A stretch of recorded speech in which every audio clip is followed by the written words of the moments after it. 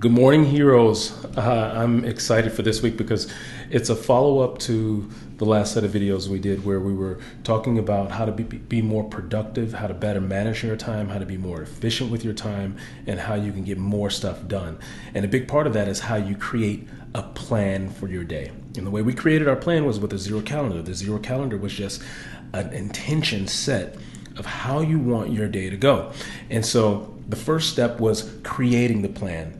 But inevitably, stuff comes up that throws you off your plan. I'm sure you can relate to this, where you go out and you have this beautifully designed, day of which all the things you need to accomplish, and then all of a sudden you get an email that comes in with an urgent request, or someone needs to meet with you, or you get interrupted, or your family derails you. At some point in the day, you will get thrown off your plan and you'll get derailed. And so the question is, how do you protect your time, protect your energy, protect your attention so that you can actually execute your plan and follow through with the things that you've planned for yourself, the things that you have to produce that day? And so this week, we're going to talk about how to actually follow through with the plan. And that comes down to, I call it the grind time challenge. Now, what exactly is grind time? Grind time is just a dedicated block of time where you're uninterrupted, undistracted, and you could really, really focus on your high value activity. And again, we talked about high value activities. High value activity is the thing that it's like your superpower. It's the thing that has the biggest impact towards you hitting your goals. So if you're in sales, your high value activity may be prospecting or reaching out to people or sending out marketing flyers.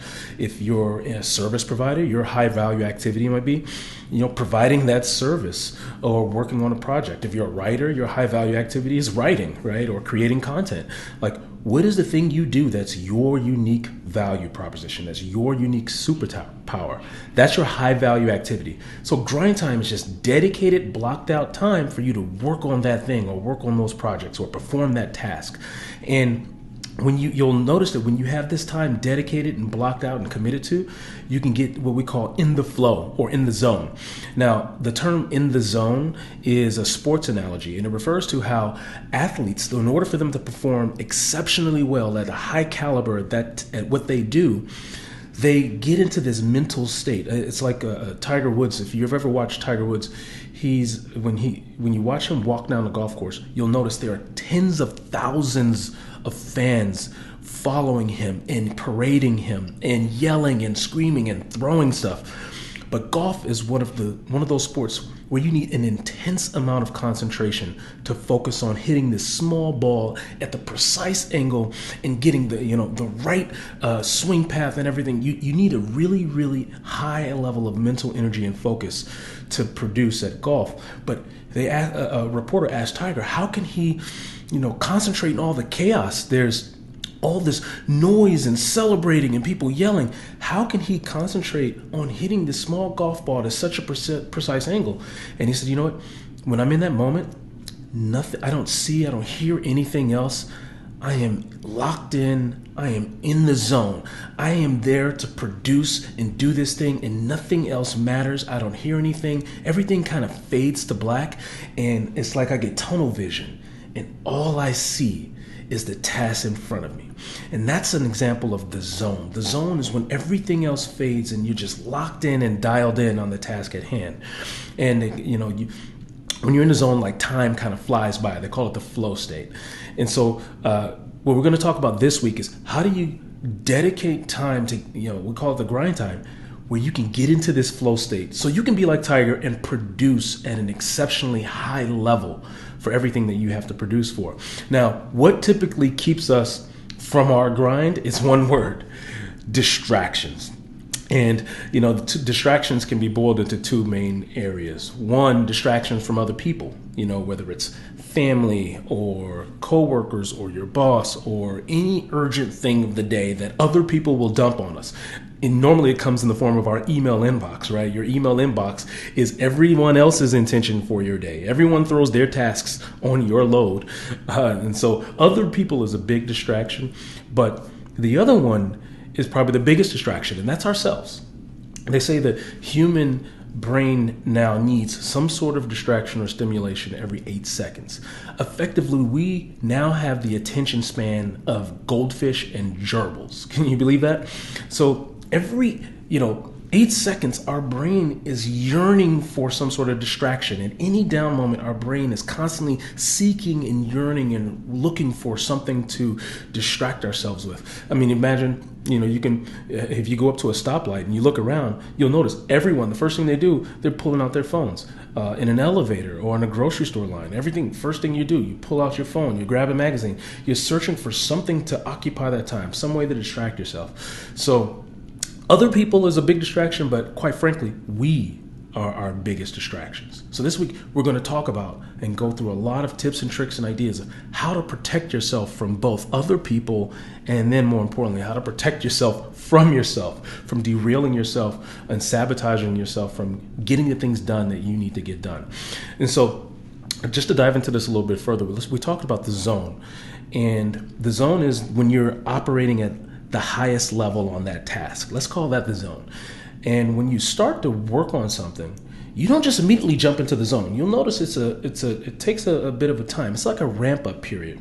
So if you look at this graph, this shows kind of like your productivity level. And you'll notice you kind of ramp up before you really, really get in flow of working on a particular task. Now, what typically happens is something will come up. Someone will come in and interrupt us. We'll get an email that requires our urgent attention, that something we need to perform or produce for or deliver for someone.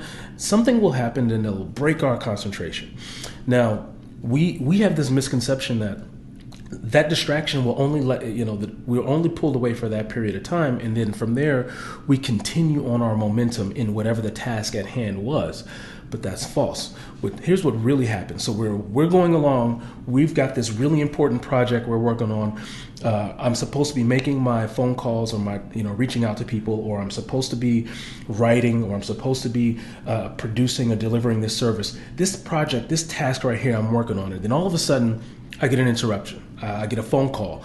All right, I need to address this phone call. I take this phone call. Now, from this point forward, this is what happens. They call this attention residue. You know what a residue is? A residue is, like you touch something and it leaves something behind. It's like a film, like a sticky film. It's a residue. Now, distractions leave a residue. So our attention doesn't immediately come back to the task at hand. There's still a residue from that distraction that lingers for a bit before we get back into momentum on the task. So now we dealt with that distraction, and now we start to build back momentum again. We're starting to get into the flow, but boom, another distraction. Now we got someone walked into our office, or a family member. We needed to go address the kids or address our spouse, and now we come back, and that distraction has left a residue. So now it's killed our momentum, and now we got to try to build momentum back again. And now we're back. We're starting to get into flow again, and now boom, our brain wants to go look at Facebook, or we quick pick up our phone to quick check our Instagram messages, and now our flow has been disrupted again, and now we've got to try to build back again. Now you'll notice when you get all these distractions, you keep getting this attention deficit, all these distractions leaving residue on our attention, and we never can quite get into a flow. We never quite get into this state where we're producing high quality work. We're constantly servicing everything else. We're servicing other people. We're servicing all these other distractions. And meanwhile, the task at hand, where we really need to be into the high state, we're producing lower quality work for that. Now, this is just for if these distractions were spaced out, but in a real world scenario, it actually looks like this.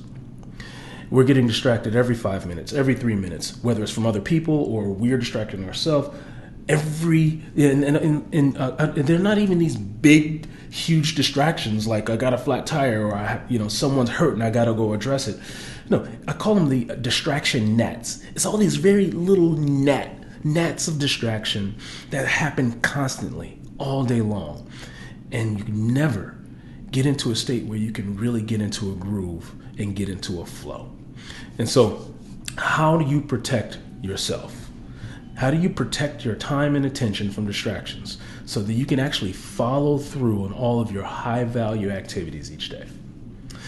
And that's what we call grind time. So grind time, if you notice on one of my calendars from the zero calendaring example, I had a block on my calendar called grind time. And grind time is just a time a day that I blocked out where I've committed that I'm going to separate myself from distractions.